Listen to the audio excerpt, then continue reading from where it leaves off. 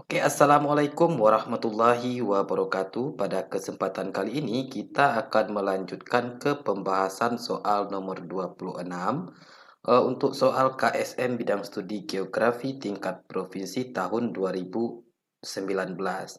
Nah, kita langsung ke soal nomor 26, lanjutan dari soal nomor 25 kemarin.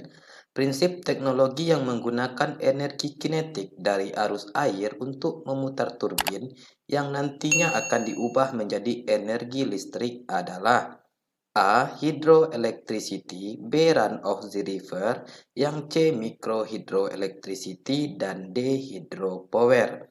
Nah, option A sampai option D itu sama-sama merupakan tenaga eh, pembangkit listrik tenaga air. Artinya listrik tersebut dapat menyala dikarenakan bantuan tenaga air. Nah, apa itu mereka? Kita bahas satu persatu. Mikrohidro atau yang dimaksud dengan pembangkit listrik tenaga mikrohidro adalah suatu pembangkit listrik skala kecil yang menggunakan tenaga air sebagai tenaga penggeraknya, seperti saluran irigasi. Nah, berarti mikrohidro ini digunakan di saluran irigasi, artinya di sungai yang lebih kecil. Nah, selanjutnya itu ada hydropower, itu pembangkit energi yang memanfaatkan air. Biasanya dilakukan dengan cara membendung aliran air. Pada bagian bawah bendungan tersebut terdapat lubang-lubang atau terowongan saluran air.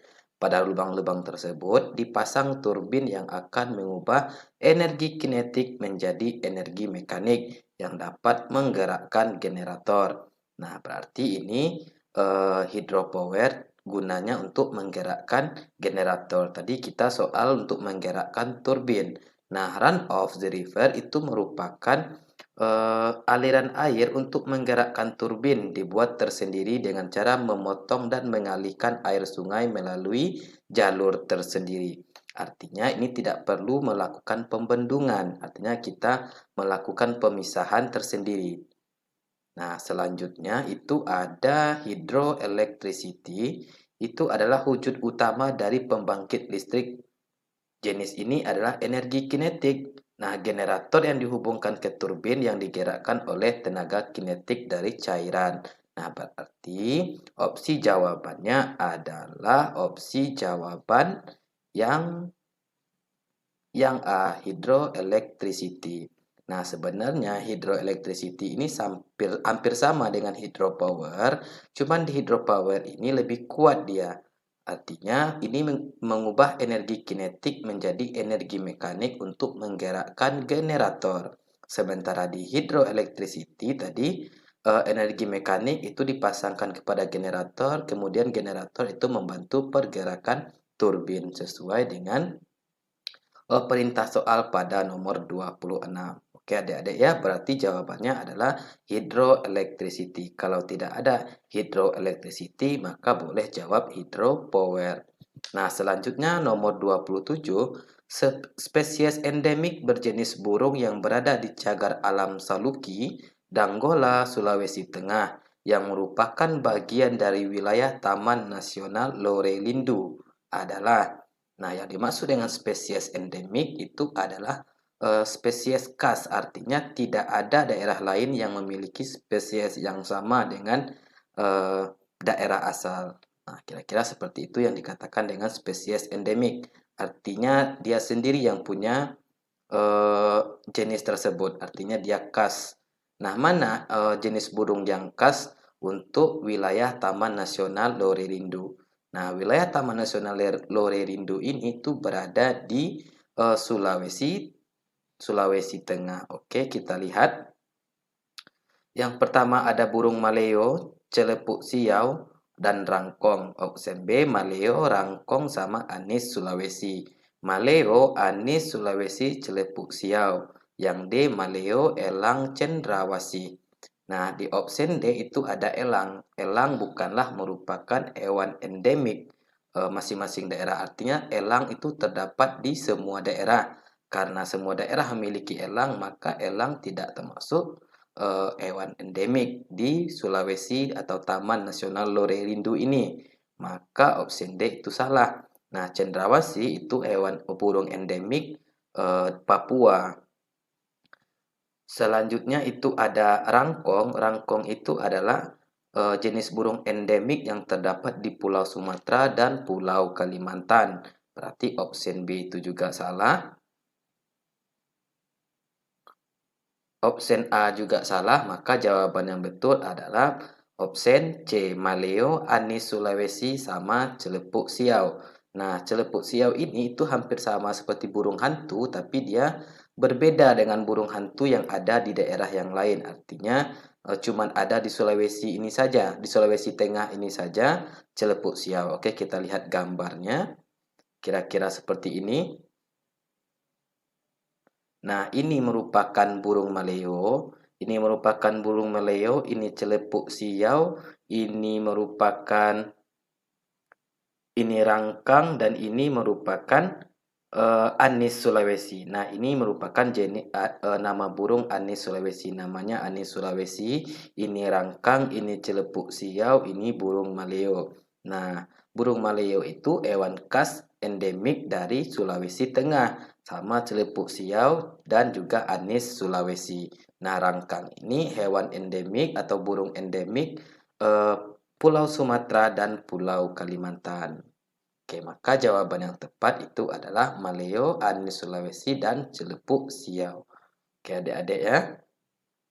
Ke soal yang nomor 28, di antara bunyi ayat Al-Quran dalam surat At-Tur adalah wal bahri masjuri. Wal bahri masjuri. Bahri itu artinya laut, masjuri itu artinya api. Dan dalam laut terdapat api. Nah, kira-kira di sini kita lihat gambarnya itu ada gunung meletus, maka ini merupakan gunung bawah laut. Nah, gunung bawah laut itu meletus diakibatkan oleh adanya tekanan dan susupan tuf. Susupan tuf itu maksudnya adalah erupsi.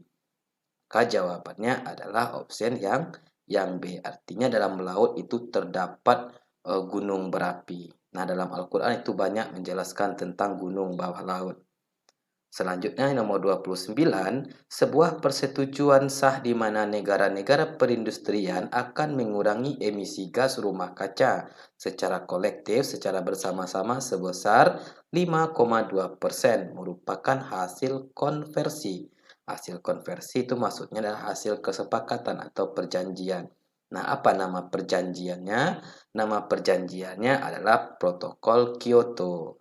Nah, Protokol Kyoto itu isinya adalah kesepakatan antar negara untuk mengurangi emisi gas rumah kaca yang besarnya itu 5,2%. Kalau Protokol Rio de Janeiro itu merupakan perdamaian antar dua negara. Kalau Protokol Montreal itu maksudnya adalah perjanjian untuk memperbaiki atau tidak merusak lapisan ozon. Nah, yang D itu protokol Madrid itu berkaitan dengan hak merek. Maka yang paling tepat itu adalah protokol Kyoto. Protokol Kyoto isinya ini tadi, perjanjian tentang mengurangi emisi gas rumah kaca secara bersama-sama sebesar 5,2%. Nah, kita ke soal yang nomor 30.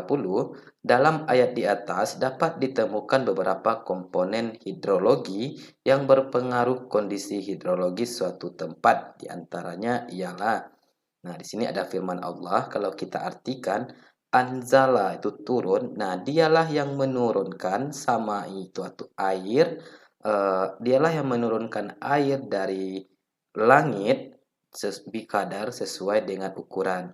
Nah, kemudian air itu mengalir dalam bentuk buih-buih. 30 ini di sini kan firman Allah menyebutkan dialah yang menurunkan air hujan dari langit. Nah, air hujan dari langit berarti air jatuh dari langit.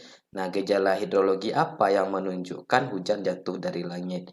Nah, itu adalah presipitasi. Presipitasi itu maksudnya adalah turunnya air hujan dari langit atau jatuhnya air hujan ke daratan. Selanjutnya di sini tadi ada kata buih-buih. Nah, buih-buih itu kalau kita artikan berarti lebih cocok kepada perkolasi. Perkolasi itu adalah proses penyerapan air tanah melalui pori-pori tanah. Kalau kita artikan buih-buih itu sama dengan berbentuk busa-busa. Nah, busa itu mempunyai pori-pori, maka lebih cocok itu adalah perkolasi.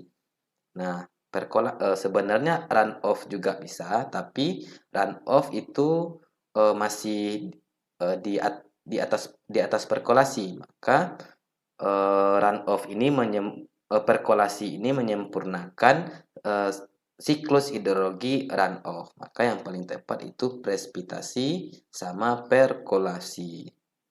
Oke, selanjutnya nomor 31 yang termasuk faktor preventif. Nah, preventif itu pencegahan. Cek dalam teori Malthus adalah yang termasuk faktor preventif cek. Cek dalam teori Malthus itu maksudnya adalah kelahiran. Berarti faktor apa yang dapat menyebabkan berkurangnya kelahiran menurut teori Malthus? Ada bencana alam, wabah penyakit, pantangan kawin, sama perperangan. Nah, teori Malthus itu menyebutkan bahwasannya angka kelahiran itu dapat ditekan dengan cara yang pertama itu menunda perkawinan, yang kedua menjaga hawa nafsu, dan yang ketiga itu pantangan perkawinan. Maka yang paling cocok adalah pantangan perkawinan. Oke, selanjutnya kita ke nomor 32. Di sini kita ada sebuah grafik. Grafik biru itu menunjukkan jumlah penduduk di kota dan grafik merah itu menunjukkan jumlah penduduk di desa. Nah, kalau kita simpulkan, kita artikan grafik ini menunjukkan gejala apa? Artinya di sini adalah terjadi peningkatan penduduk di daerah kota. Nah, penduduk di daerah kota itu meningkat diakibatkan oleh perpindahan penduduk dari desa ke kota.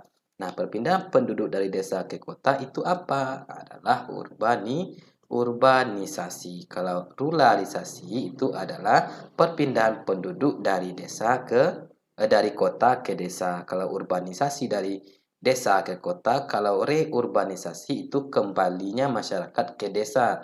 Dalam artian dia kembali ke desa itu permanen. Kalau deruralisasi itu eh, lawan dari ruralisasi, artinya dia kembali ke kota secara permanen untuk menetap lebih lama. Maka jawaban yang tepat adalah urbanisasi. Rasulullah Shallallahu Alaihi Wasallam bersabda kepada sahabat Abu Zar dalam sebuah hadis. Hadis ini menjelaskan adanya warna kulit yang beragam pada ras yang berbeda. Di antaranya adalah golongan ras berkulit kuning. Mereka adalah, nah, golongan ras berkulit kuning itu lebih kita kenal dengan jenis ras atau golongan ras Mongoloid. Ada ras Kaukasoid, ada ras Mongoloid. Nah, Kaukasoid itu kulit putih, kalau Mongoloid itu kulit kuning. Nah, ras berkulit kuning itu terdapat di negara yang mana? Kita pilih satu persatu. Kalau kita tidak tahu semuanya, cek satu persatu. Di sini berkulit kuning, ini Papua. Bangsa asli Papua itu adalah ras Negroid berkulit hitam. Maka option B ini pasti salah. Nah, selanjutnya itu ada apa? Armenia. Armenia itu adalah bangsa Kaukasoid, artinya ras berkulit putih. Maka Armenia itu salah. Selanjutnya di D itu ada Australia. Penduduk asli Australia itu adalah tergolong ras Negroid. Nah, karena Papua dengan Australia itu berdekatan, maka secara ras Papua itu sama rasnya dengan Australia. Ras Negroid berkulit hitam. Maka D juga salah. Berarti otomatis yang benar adalah jawaban A. Nah, suku Eskimo itu adalah suku bangsa Asia yang mendiami daerah kutub bumi. Nah, daerah kutub bumi, kalau kita lihat suku Eskimo ini dia hampir sama ciri-cirinya dengan orang-orang Asia. Maka Eskimo itu tergolong kepada ras Mongoloid atau ras berkulit kuning. Seperti itu ya adik-adik, kalau soalnya seperti ini cari saja yang salah. Dalam setiap option pasti ada satu kata yang salah. Di option B yang salah itu kata Papua, Papua Negroid. Di option C yang salah itu Armenia, Armenia itu berkulit putih. Di D itu yang salah penduduk asli Australia itu Negroid. Seperti itu adik-adik supaya mudahnya. Nomor 34, negara regional Afrika ini dikenal dengan menjadi situs warisan budaya UNESCO. Berarti UNESCO ini adalah lembaga internasional yang menaungi bidang kebudayaan pada tahun 2006. Salah satu sudut kota di negara ini adalah Chinguetti. Di Chinguetti terdapat Masjid Chinguetti yang digunakan sebagian untuk menerapkan metode pembelajaran Islam Lau, berbatasan sebelah utara dengan Maroko dan Gurun Sahara. Negara yang dimaksud adalah, nah ini kita menjawabnya melalui Masjid Chinguetti. Masjid Chinguetti itu terletak di negara Republik Islam Mauritania, Afrika Barat. Oke, jawaban untuk 34 itu adalah option yang A.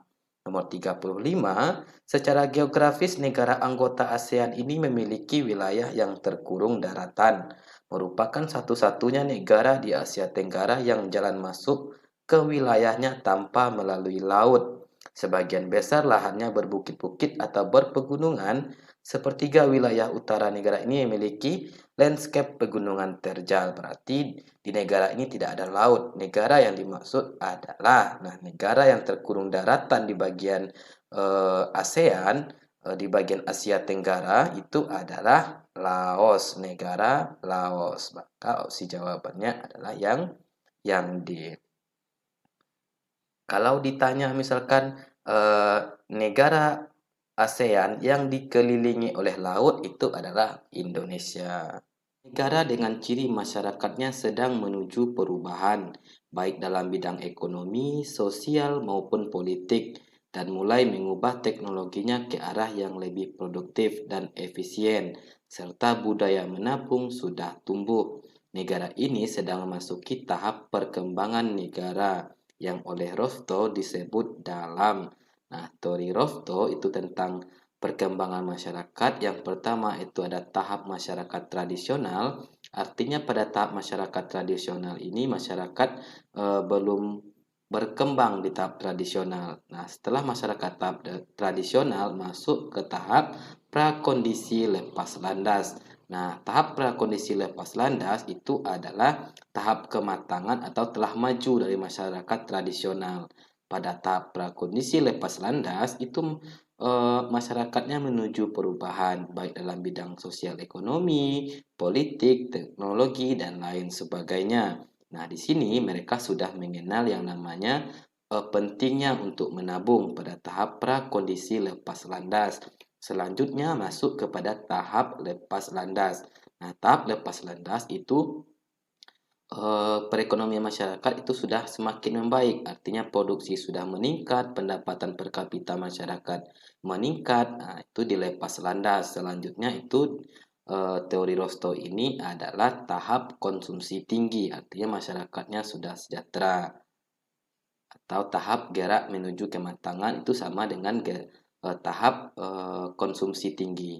Nah, berarti kalau mengenal sistem tabung itu di tahap prakondisi lepas landas. Kalau belum mengenal teknologi berarti di tahap tradisional. Kalau produksinya banyak, pendapatan per kapitanya meningkat berarti di lepas landas. Kalau konsumsinya tinggi berarti di tahap gerak menuju kematangan. Perekonomian Indonesia sangat ditentukan oleh faktor eksternal dan faktor internal. Faktor internal yang mempengaruhi pertumbuhan ekonomi Indonesia adalah, nah, berarti faktor dari dalam. Apa faktor dari dalam yang mempengaruhi pertumbuhan ekonomi? Ada demografi Cheng. Nah, demografi Cheng itu maksudnya adalah di mana angka kelahiran dan angka kematian tinggi. Nah, kalau regional state itu artinya hukum wilayah, national state itu hukum negara, migrasi internasional artinya perpindahan penduduk dari suatu negeri ke negeri yang lain. Nah, artinya mana yang mempengaruhi pertumbuhan ekonomi? Dari faktor internal. Kalau migrasi internasional itu dari luar, regional state itu juga dari luar. Artinya regional state ini adalah sama seperti dengan kerjasama daerah dalam suatu kawasan, contohnya ASEAN seperti itu. Nah, national state itu adalah negara. Artinya mana yang mempengaruhi dari faktor internal? Ya, jawabannya adalah demografi Cheng. Artinya demografi Cheng tadi di mana angka kelahiran dan angka kematian itu tinggi. Kalau angka kelahiran dan angka kematian itu tinggi, itu dapat meningkatkan pertumbuhan ekonomi. Sebaliknya, ketika kelahiran dan kematian itu eh, besar, maka akan menghambat pertumbuhan ekonomi. Oke, jawaban nomor 37 itu adalah yang opsi A. Oke, kita ke soal nomor 38. Garis kuning yang dibuat untuk wilayah sempedan sungai dalam analisis sistem informasi geografis dinamakan analisis buffering. Analisis buffering ini adalah analisis pemetaan bagian daerah mana saja yang cocok dibangun kawasan-kawasan tertentu, atau ini merupakan analisis buffering itu lebih tepat kepada pensepedanan atau penyekatan daerah-daerah. Artinya kalau kita lihat di sini, ini kan ada garis kuning. Nah, garis kuning itu sempedan antara sungai. Berarti membangun pemukiman bolehnya itu di areal yang kuning ini saja. Lewat dari kuning itu tidak boleh. Artinya di sini sempedan sungai daerah ini sama daerah yang ini. Berarti di sekitar sini itu tidak boleh dibangun pemukiman. Pemukiman boleh dibangun itu di luar garis sempedan warna kuning ini. Nah, maka yang paling cocok itu disebut dengan analisis buffering. Oke, kita ke soal nomor 39. Sistem informasi geografis sebagai suatu perangkat untuk mengumpulkan, menyimpan, menampilkan, dan mengkorelasikan data spasial dari fenomena geografis. Hal ini menunjukkan bahwa sistem informasi geografis sebagai spasial analisis sistem, artinya menganalisis sistem keruangan. Nomor 40, formasi batuan yang berperan sebagai aquifer, artinya aquifer penyaringan, yang kurang baik dalam lapisan air tanah ditunjukkan oleh nomor. Nah, ini ada formasi struktur batuan, ada batu A, B, C, dan D. Nah, kira-kira mana yang tidak bagus untuk aquifer lapisan air tanah? Nah, sebenarnya ini tidak sulit, adik. Opsi A, karena sortasi sedimen bagus, porositas besar pada pori-pori. Nah, artinya ini baik, sementara kurang baik ditanya tadi. Karena sortasi sedimen tidak bagus, nah ini lebih mengarah ke tidak baik. Berarti lawan tidak baik, jawaban yang tepat untuk kata kurang baik otomatis ada masalah di sana. Maka yang ada masalah di opsi B, karena sortasi sedimen yang tidak bagus sama porositasinya kecil. Nah, kalau ada kata-kata bagus, berarti itu kan mengarah pada baik. Nah, kalau kita lihat formasi batuan yang tidak baik itu adalah batuan struktur A. Kenapa struktur A? Karena sortasi sedimennya tidak bagus. Artinya di sini kan banyak daerah-daerah yang renggang. Sehingga kalau formasi batuan itu renggang, terlalu renggang, maka sortasi air, pensortiran itu tidak bagus. Artinya kualitas air tidak bagus. Oke, selesai sudah pembahasan soal KSM untuk tingkat provinsi tahun 2019. Jika ada yang tidak paham, silakan saja ditanyakan di kolom komentar. Nanti kalau saya tidak sibuk, pasti saya jelaskan kembali dan akan saya jawab pertanyaan adik satu persatu. Oke, sampai di sini semoga bermanfaat. Kita akhiri dengan membacakan Alhamdulillahirrabbilalamin. Assalamualaikum warahmatullahi wabarakatuh.